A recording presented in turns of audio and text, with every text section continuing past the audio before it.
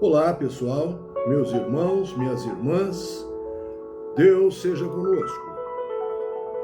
Para hoje, reflexões acerca do versículo 20 do capítulo 17 do Evangelho segundo Mateus, que vem comentado no Evangelho segundo o Espiritismo, no capítulo 19, o poder da fé em A Fé Transporta Montanhas.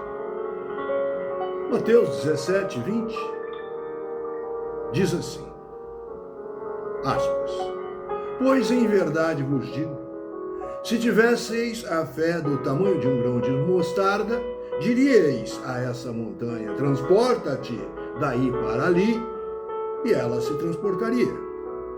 E nada vos seria impossível. Fecha aspas. Palavras de Jesus. Fundo musical que nos utilizaremos, do pianista estadunidense Emily Pandolf, o belíssimo instrumental Believe, que vem ao brasileiro traduzido como Acredite.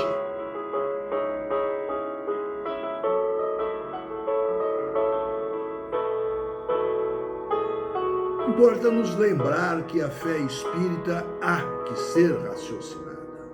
Entretanto, caríssimos meus, caríssimas minhas, seja esse raciocínio arrimado nos amorosos olhos da caridade. Muito bem. Em que pese o Evangelho segundo Mateus nos trazer uma literalidade simbólica das parábolas crísticas do Mestre Jesus, literal por escrever exato o que o Mestre falou em simbolismo, interessa-nos aqui, aos olhos racionais do Espiritismo em Allan Kardec, um polímata humanista racional da conturbada Paris de meados do século XIX, que das escrituras utilizou-se da tradução francesa de Sasse, teólogo racional e humanista também. Em O Evangelho segundo o Espiritismo, A Fé Transporta Montanha, o poder da fé, no capítulo 19, nós teremos, abre aspas, item 2, no sentido próprio, é certo que a confiança nas suas próprias forças torna o homem capaz de executar coisas materiais, que não consegue fazer quem duvida de si. Aqui, porém, unicamente no sentido moral se devem entender essas palavras. As montanhas que a fé desloca são as dificuldades, as resistências, a má vontade, em suma, com que se depara da parte dos homens, ainda quando se trate das melhores coisas, os preconceitos da rotina, o interesse material, o egoísmo, a cegueira do fanatismo e as paixões orgulhosas, são outras tantas montanhas que barram o caminho a quem trabalha pelo progresso da humanidade. A fé robusta dá a perseverança, a energia e os recursos que fazem se vençam os obstáculos. Assim, nas pequenas coisas que nas grandes, da fé vacilante resultam a incerteza e a hesitação que se aproveitam os adversários que se têm de combater. Essa fé não procura os meios de vencer porque não acredita que possa vencer. Fecha aspas. No item 3, abre aspas, noutra acepção, entende-se como fé a confiança que se tem na realização de uma coisa.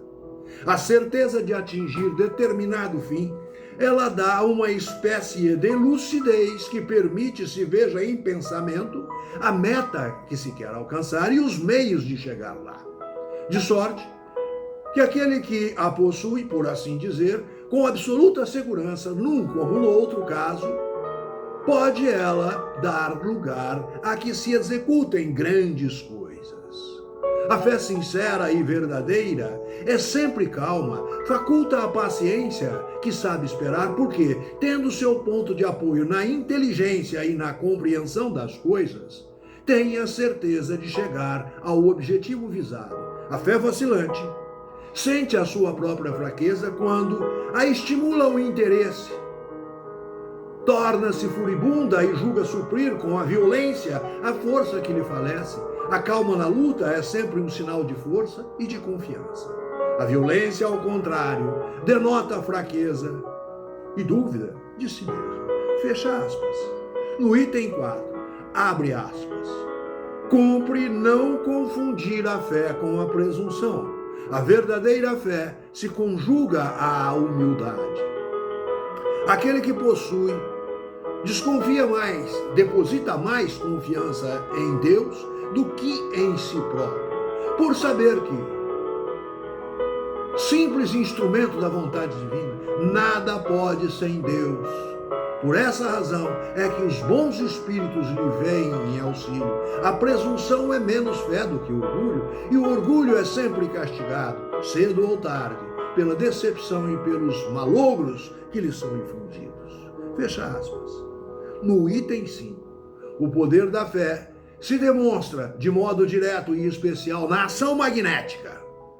Por seu intermédio, o homem atua sobre o fluido, agente universal, modifica-lhe as qualidades e lhe dá uma impulsão, por assim dizer, irresistível. Daí decorre que aquele que a um grande poder fluídico normal junta ardente fé pode, só pela força da sua própria vontade dirigida para o bem, operar esses singulares fenômenos de cura e outros tantos, tidos antigamente por prodígios, mas que não passam de efeito de uma lei natural. Tal motivo porque Jesus disse aos seus apóstolos: se não o curastes, foi porque não tivestes fé. Fecha aspas. Agora, caríssimos meus, caríssimas minhas, as reflexões minhas, um gnóstico espírita em Jesus que a mim próprio denomino.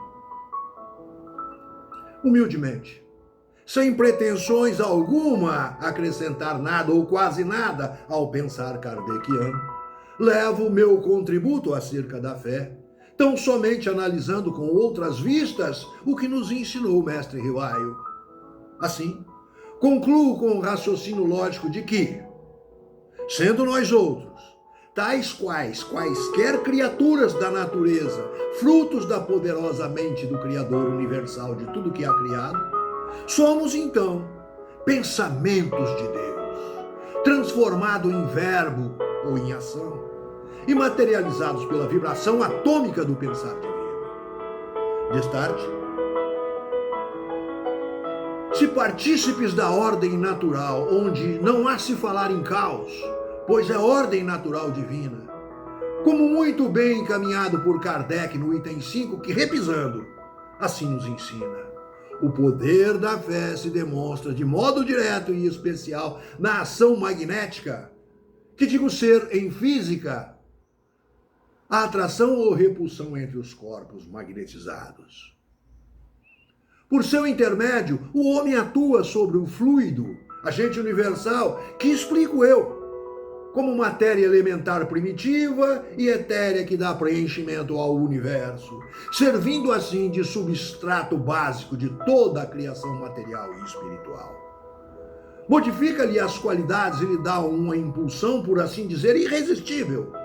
Aqui, o hominal como co-criador, modificando e impulsionando a matéria elementar primitiva e etérea.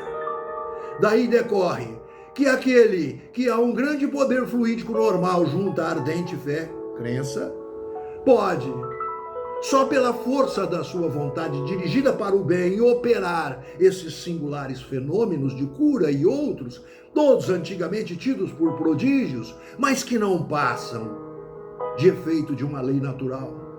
Tal motivo porque Jesus disse aos seus apóstolos: se não o curastes, foi porque não tivestes fé.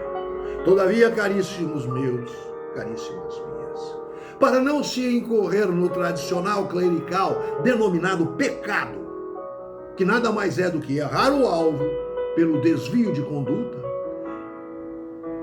e se a fé se produz também o bem, cunha o mal.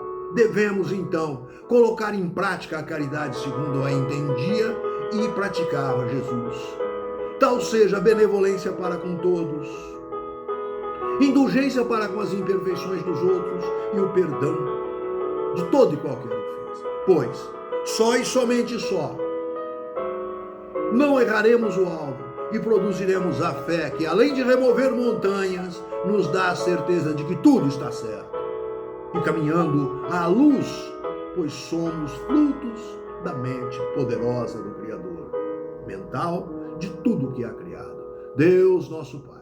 Assim, caríssimos, caríssimas, finalizo tributando louvores ao Criador mental de tudo que há criado. Assim seja.